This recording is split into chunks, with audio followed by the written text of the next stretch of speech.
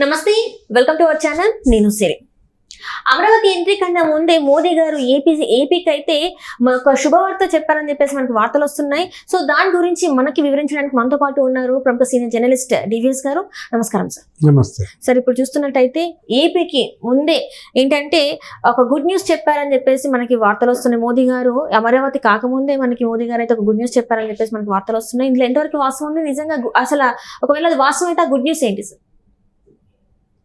మామూలుగానే అన్ని రాష్ట్రాలకి ఇచ్చినట్టుగానే డివల్యూషన్ ఫండ్స్ రిలీజ్ చేశారు.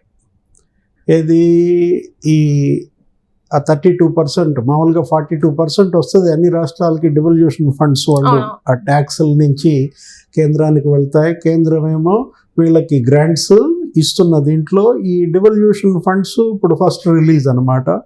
కొద్దిగా పాత ఎరియర్స్ లేకపోతే రాబోయేవి కూడా కలిపి మీకు ఒకేసారి ఒక 5,600 కోట్లు ఇప్పుడు ఆంధ్రప్రదేశ్కి రిలీజ్ అయ్యాయి.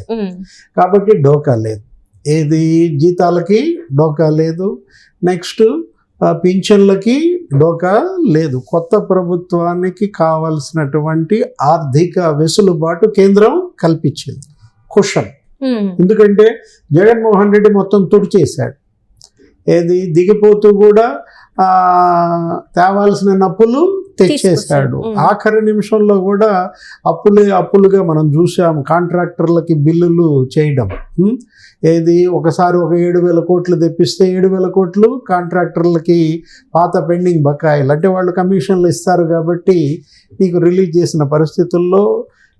ఎప్పుడు ఆంధ్రప్రదేశ్లో గత 5 ఏళ్లలో 1వ తారీఖు జీతాలు పడి ఎరుగరు ఉద్యోగస్తులు, 1వ తారీఖు పెన్షన్ వచ్చి ఎరుగరు ఎవరు, పెన్షనీర్లు. ఇప్పుడు బహుశా చంద్రబాబు నాయుడు ముఖ్యమంత్రి కాగానే 1వ తారీఖు జీతాలు వస్తాయా? అంటే ప్రభుత్వ ఉద్యోగులకు జీతం రాబోయే 1వ తారీఖు వస్తుందన్నటువంటి విశ్వాసం మనకి కనపడుతుంది. అంటే ఇక్కడ కూడా ఏంటంటే సార్, ఈసారి ఎవరైతే పెన్షనర్స్ మీరు చెప్పినట్టు ఆ గతంలో చెప్పారు ఏప్రిల్ మే జూన్ది కూడా 3,000 కలిపి ఇస్తామని చెప్పేసి ఏదైతే చెప్పారో అది ఖచ్చితంగా ఇస్తున్నట్టు కూడా చెప్పారు. అండ్ టిట్కో ఇల్లు కూడా గురించి కూడా ఏదైతే 9 లక్షల ఇల్లు కట్టేసి ఉన్నాయి, అవి వాళ్ళ యజమానులకి 5 సంవత్సరాలు ఒక ఇల్లును కూడా కేటాయించలేదు, ఆ ఇల్లును కూడా కేటాయిస్తున్నట్టు కూడా మనకి చెప్పడం జరిగింది. ఇంకో కొన్ని ఇళ్ళు ఏవైతే ఉన్నాయో అవి కూడా కేంద్రం నుంచి అలా అడిగే పరిస్థితి ఉందని కూడా చెప్పేసి చంద్రబాబు నాయుడు గారు చెప్తున్నారు. ఇంకో 20 లక్షల ఇల్లు వరకు కూడా తీసుకొచ్చే అవకాశం, ఏపీకి తీసుకొచ్చే అవకాశం కూడా ఉందని కూడా చెప్తున్నారు. సో ఇవన్నీ సాధ్యమైతే అంటారా సార్? ఇంత తొందరగానే మరి ఇన్ని ఈ 5 సంవత్సరాలు కాని పనులు ఇప్పుడు ఈ ఇంత తక్కువ టైంలో అయ్యే అవకాశం ఉందంటారా? విపత్తుల రాష్ట్రం ఆంధ్రప్రదేశ్. సంవత్సరానికి ఒక విపత్తు వస్తుంది. ఏది తుఫాన్ల రాష్ట్రం ఆంధ్రప్రదేశ్లో ముఖ్యమంత్రి ఒక విపత్తుగా మారటం మొదటిసారి చూసాం. ఏది ఇన్నేళ్ల ఆంధ్రప్రదేశ్ 70 ఏళ్ల చరిత్రలో వచ్చిన విపత్తులన్నీ ఒక ఎత్తు. దివిసీమ తుఫాను కావచ్చు, లేకపోతే 1996 రాజమండ్రి కోనసీమ తుఫాను కావచ్చు, ఆ తర్వాత మన లేటెస్ట్గా వచ్చిన హుద్ తిత్లీ తుఫాన్లు కావచ్చు, ఇవన్నీ చేసిన విధ్వంసం నష్టం ఒక ఎత్తు అయితే జగన్మోహన్ రెడ్డి 5 ఏళ్ల పాలన నష్టం ఒక ఎత్తు. రాష్ట్ర విభజన చేసినటువంటి నష్టం కన్నా జగన్ చేసిన నష్టం ఎక్కువ. ఎందుకంటే విభజన వల్ల రాష్ట్రం 16,000 కోట్ల లోటులో కూరుకుపోయింది. కానీ జగన్ చేసినటువంటి నష్టం వల్ల దానికి మరి 5-6 రెట్ల లోటులో కూరుకుపోయింది. ఇప్పుడు ఆర్థిక లోటు ఎంత ఉందో తెలియని పరిస్థితి. 13 లక్షల కోట్ల అప్పులు చేశాడు ఏది ఆంధ్రప్రదేశ్. నీకు ఏడాదికి దగ్గర 2 లక్షల కోట్ల అప్పు తెచ్చిన పరిస్థితి. అంటే జగన్ 5 ఏళ్లలోనే 10 లక్షల కోట్ల అప్పులు తెచ్చాడు అన్నమాట. జగన్ సంక్షేమ పథకాలకైనా సార్, లేకపోతే ఇంకా అభివృద్ధి చేశారంటారా? తెచ్చినట్టు అయిపోయాయి. ఏది ఇప్పుడు తెచ్చినట్టుగా ఆయన బటన్లు నొక్కానంటాడు. బటన్లు ఎన్ని నొక్కాడు? మహా నొక్కితే 130 బటన్లు అని చెప్తాడు. ఆయనే చెప్తున్నాడు కదా 2,40,000 కోట్లు మీ ఖాతాల్లో వేశానన్నాడు. మరి తెచ్చిన 10 లక్షల కోట్లలో ఈ 2.5 లక్షల కోట్లు తీసేస్తే మిగతా 7.5 లక్షల కోట్లు ఏమయ్యాయి? తాకెత్తు పోయిందా? అంటే మరి వాళ్ళే ఇండైరెక్ట్ గా మరి మా దగ్గర ఉన్నాయని వాళ్ళు చెప్పినట్టే కదా సార్. ఈ 7.5 లక్షల కోట్లతో నువ్వు కట్టినటువంటి ప్రాజెక్టులు ఏంటి? ఈ 7.5 లక్షల కోట్లలో నువ్వు జీతాలకి ఎంత ఇచ్చుంటావు? ప్రభుత్వ ఉద్యోగుల జీతాలకి వాటికి ఆల్రెడీ కేంద్రం ఇస్తుంది. అప్పులు తెచ్చి జీతాలు ఇవ్వాల్సిన పరిస్థితి లేదు, పన్నులు కడుతున్నారు. ఒకవైపు ఏమో బాధుడే బాధుడు. ఏది కరెంటు ఛార్జీలే 9 సార్లు పెంచాడు. నీకు కరెంటు ఛార్జీల భారమే దగ్గర 50,000 కోట్లు అంటే ప్రజల ముక్కుపిండి వసూలు చేసిన పరిస్థితి. నీకు ఆర్టీసీ ఛార్జీలు 4 సార్లు పెంచాడు. ఆర్టీసీ ఛార్జీల భారమే 5,000 కోట్ల పైన ఉంది. చెత్త పన్ను కూడా వేశాడు కదా. చెత్త మీద పన్ను వేసిన చెత్త ముఖ్యమంత్రినో ఏదో ఆయన పాత్రుడు ఏదో పదం కూడా వాడుతుంటాడు. గమ్మత్తు ఏంటంటే ఇంకా చంద్రబాబు ప్రమాణ స్వీకారం చేయలేదు. ప్రమాణ స్వీకారం రేపు చేస్తాడనంగా ఇప్పటికే అన్ని నీకు శుభశకునాలు, ఇప్పటికే అన్ని చక్కదిద్దే పనులు నడుస్తున్నాయి. అంటే శుభ్రం చేయటం బిగించేశారు, కసు ఊడుస్తున్నారు.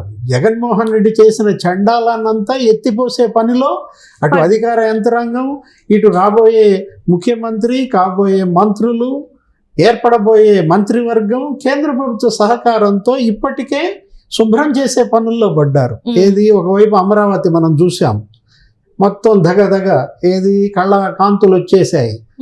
ఇంకా ఆయన ప్రమాణ స్వీకారం చేయకముందే మొత్తం లైట్లు మార్చేశారు.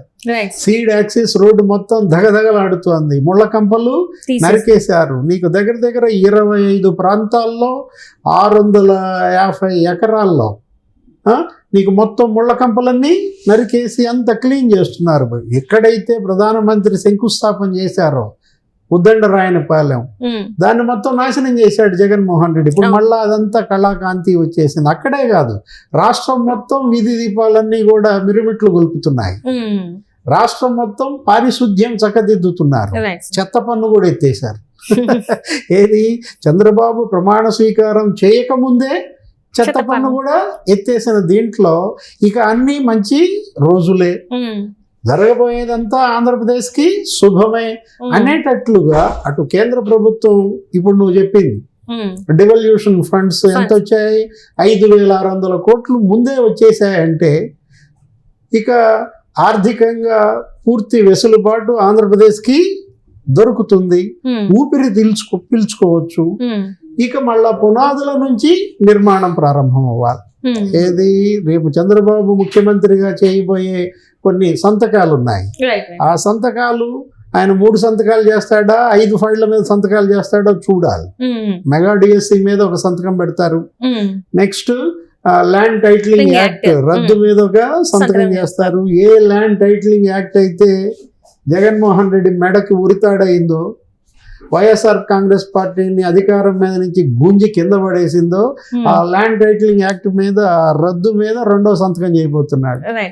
రైతులు, ఆ స్థలం యజమానులు, ఆ ఇంటి యజమానులు అందరూ ఊపిరి తీసుకునే నిర్ణయం ఏంటి? భయపడిపోయారు. ఆ పాస్ పుస్తకాల మీద జగన్మోహన్ రెడ్డి ఫోటో చూడగానే, సర్వే రాళ్ల మీద జగన్మోహన్ రెడ్డి ఫోటో చూడగానే మన పొలాలన్నీ ఆయన ఎక్కడ ఎత్తుకుపోతాడా అన్న భయం పుట్టింది. ఇప్పుడు ఆ ల్యాండ్ టైటిలింగ్ యాక్ట్ కనుక రద్దు అయితే ఊపిరి తీసుకున్నట్లే. అదే కాదు, ఇప్పుడు మెగా డిఎస్సి దగా డిఎస్సి చేశాడని షర్మిలే తిట్టింది. జాబ్ క్యాలెండర్లు, సాక్షి క్యాలెండర్ ప్రతి ఏడు ఇస్తున్నావు కానీ జాబ్ క్యాలెండర్ లేకుండా చేశారు. ఇలా యువత మరి ఎంప్లాయ్మెంట్ ఆ సమస్య కూడా తీరిపోయే అవకాశం ఉంది.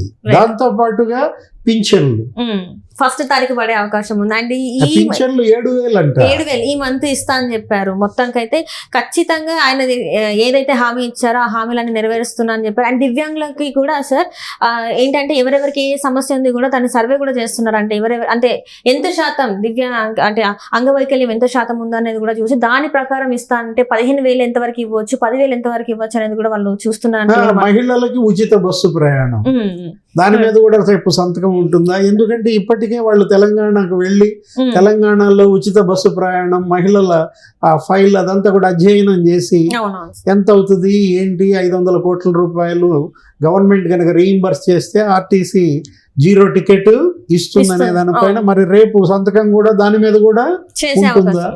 3 సంతకాలు పెడతారా, 5 సంతకాలు పెడతారా?